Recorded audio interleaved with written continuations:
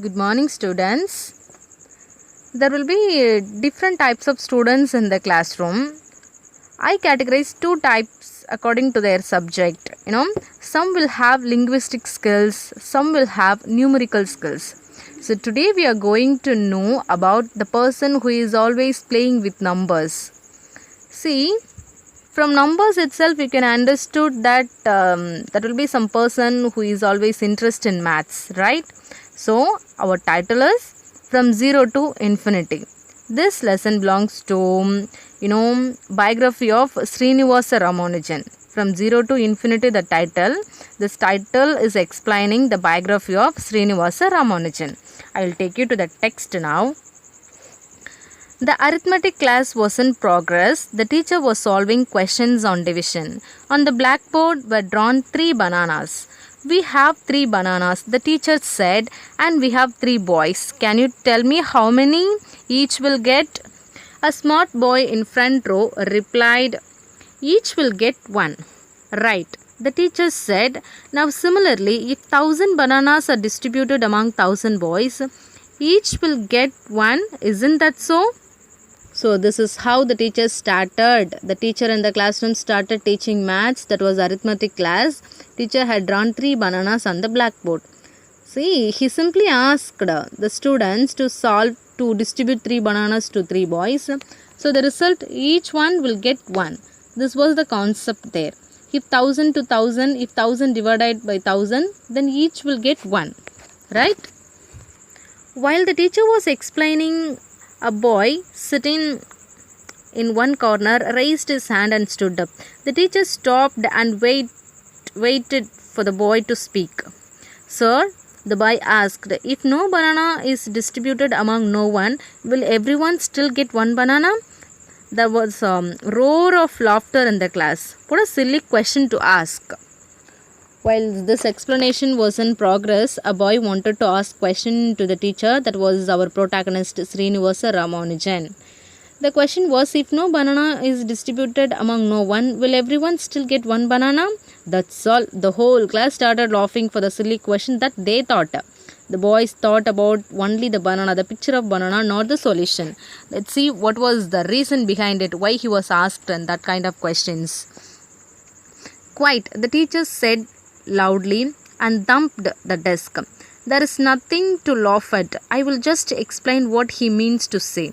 For the division of bananas, we divided 3 by 3, saying that each boy will get 1 banana. Similarly, we divided 1000 by 1000 to get 1.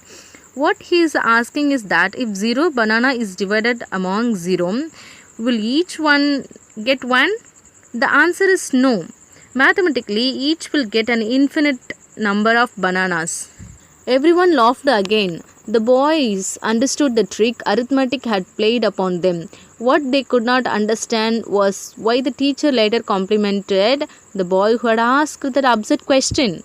See, in this passage, the teacher responded very well for the Ramanujan's questions. The answer is no. Of course, if we divided 0 banana among 0, the answer is, but mathematically, each will get an infinite number of bananas. The boys couldn't understand that why the teacher had appreciated the boy, the appreciated Ramanujan who asked the silly questions.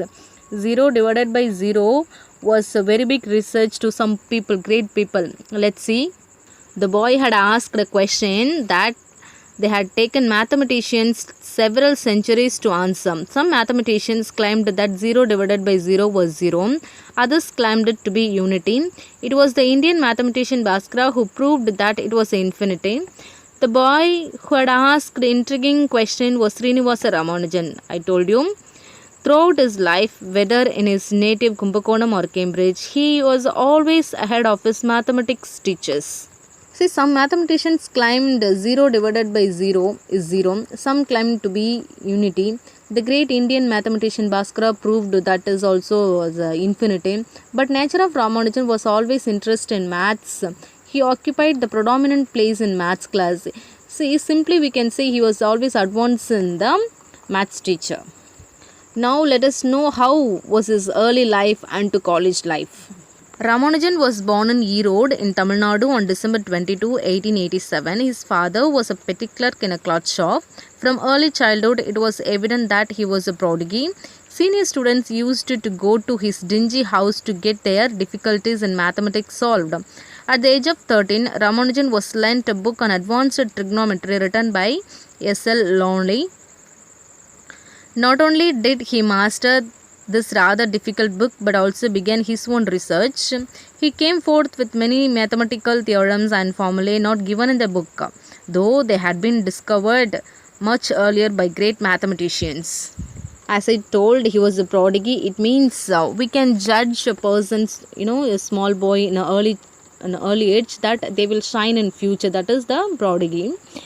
When his schoolmates, senior students always part ways to solve some difficulties. Actually, senior students depend on him to solve the sums.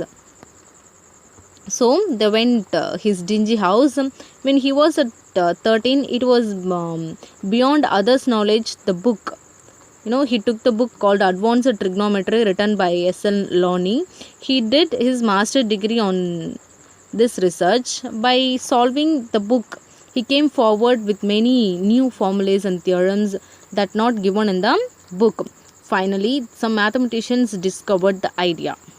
The most significant turn came 2 years later when one of his senior friends showed him a book, a synopsis of elementary result in pure applied mathematics.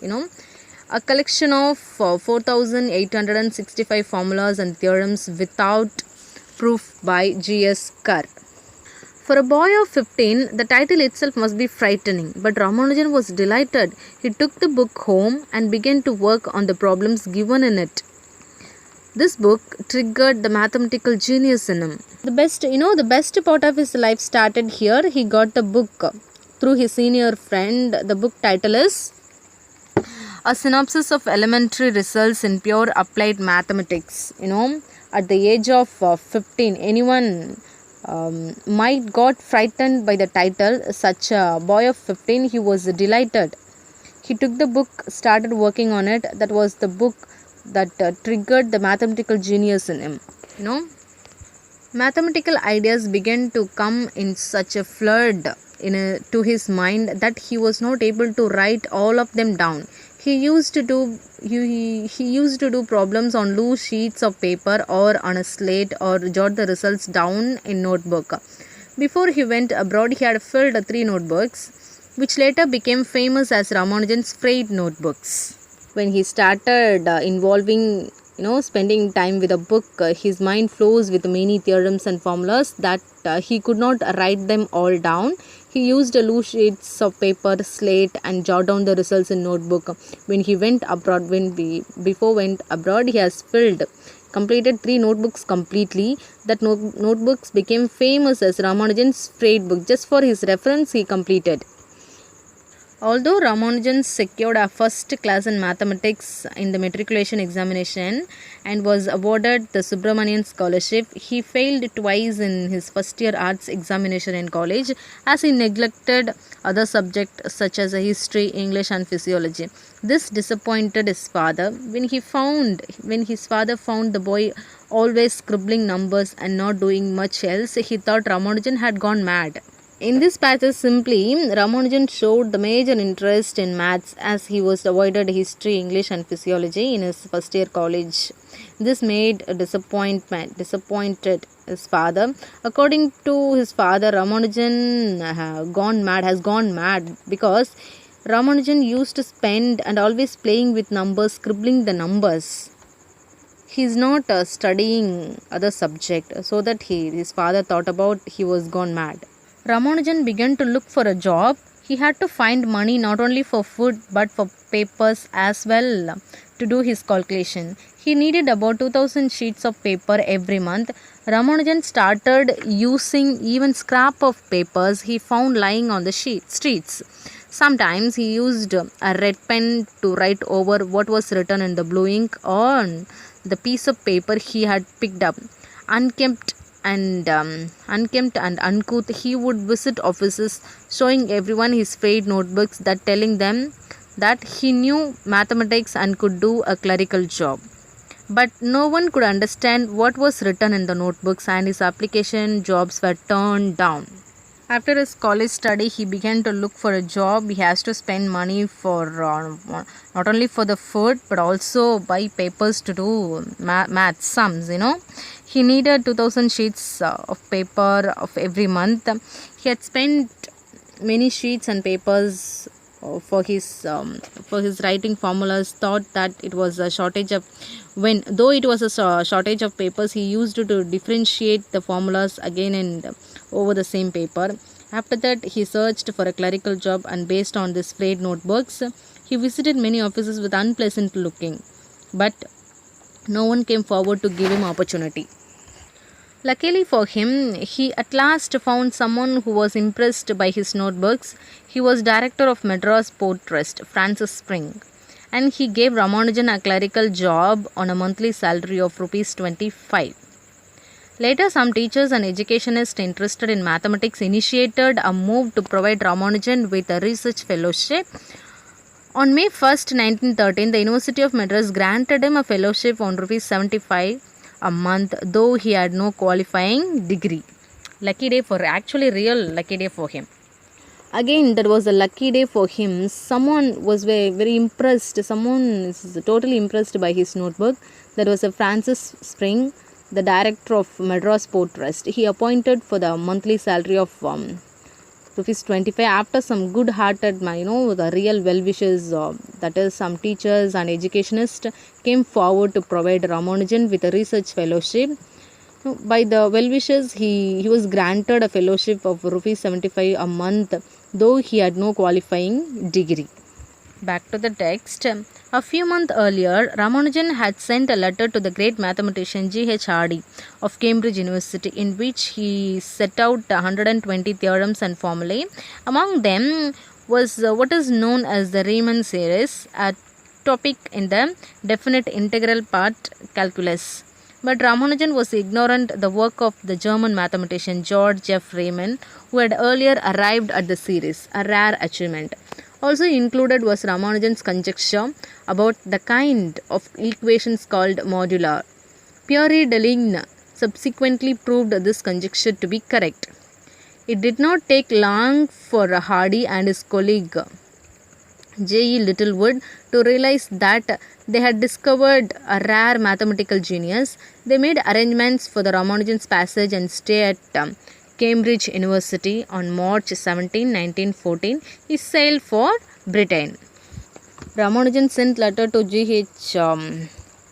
Hardy from Cambridge University by sending 120 theorems and formulae. Among them, there was the Riemann series also, but Ramanujan was ignorant of the work of the German mathematician George F. Riemann. There was there he was proven by his theorems and formulas had incomplete information, no conjunctions, like there is no detailed explanation of the kind of equations called modular. Pierre Deligne subsequently proved this conjecture to be correct. J. Littlewood, his colleague, and Thomas Hardy realized Ramanujan was real genius. He was arranged. Those two people, Littlewood and Hardy, arranged a trip to Cambridge University on March 17, 1914. In Britain, he was very Hardy and Littlewood really helped Ramanujan to go Britain, for the further study. Ramanujan found himself a stranger at Cambridge. The cold was hard to bear, and being a vegetarian, he had to cook his own food. However, he continued his research in mathematics with determination. In the company of Hardy and Littlewood, he could forget much of the hardship he had to endure. In Britain, he was very strange. He became stranger to everyone. It was very tough to adapt the climate and to settle down. He was mainly focused on his research, so no matter disturbing him, so he never thought about the situation in Britain. In Ramanujan, Hardy found an unsystematic mathematician, similar to one who knows the Pythagoras theorem but does not know about the congruent triangle means. Several discrepancies in his research could be attributed to his lack of formal education. Ramanujan played with numbers as a child would with a toy. It was sheer genius that led him to mathematical truth, the task of proving them so important in science. He left to lesser mortals. In this passage, Hardy found in Ramanujan was an unsystematic mathematician. For example, one who knows about the Pythagoras theorem but does not know the congruent triangle. It means it was proven his lack of formal education. There was no somebody is making someone, it should be scientifically proven. There was discrepancies of his theories. It was agreed that he was genius in maths, but this was led him prove the mathematical truth. But it was taken to the next level. It has to proven, but he left very few mortals. It means his sums needs more explanation, more detailed explanation for his proven. Ramanujan was elected Fellow of the Royal Society on February 28, 1918. He was the youngest Indian to receive his distinguished fellowship. In October, the same year, he became the first Indian to be elected Fellow in Trinity College, Cambridge. His achievements at Cambridge include the Hardy, Ramanujan, Littlewood circle method in number theory, Roger Ramanujan's identities in partition of integers, a long list of highest composite numbers, besides work on the numbers theory and the algebra of inequalities. In algebra, his work on continued fraction is considered to be equal in importance of that of great mathematicians like Leonhard Euler and Jacobi. But Ramanujan, see as in this paragraph, but Ramanujan was elected Fellow of Royal Society in 1918. He was the youngest Indian to receive the distinguished, the very special fellowship, very royal. The same year, he was also elected the Fellow of Trinity College, both two college.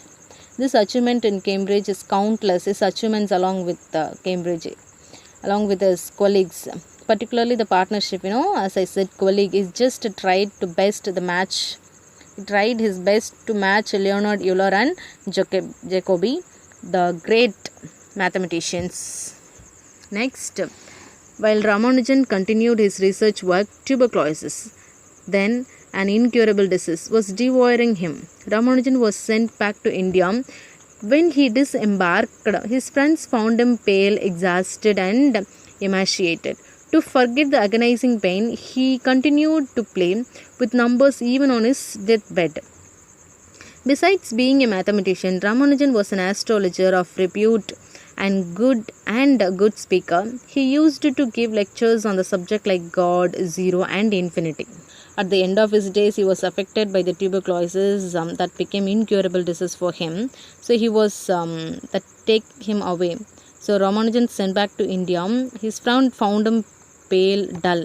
Not to make others disappoint, he used to spend at last time, to playing with numbers. He used to give lectures on subject like God, zero, and infinity.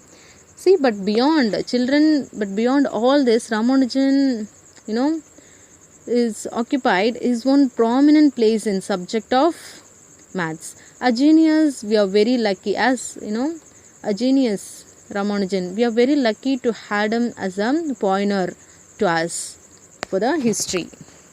If you understood, answer the question. What was the reaction of the classmates to Ramanujan's questions? They were laughing, right? What did the Indian mathematician Bhaskara prove? 0 divided by 0 was a infinity, right?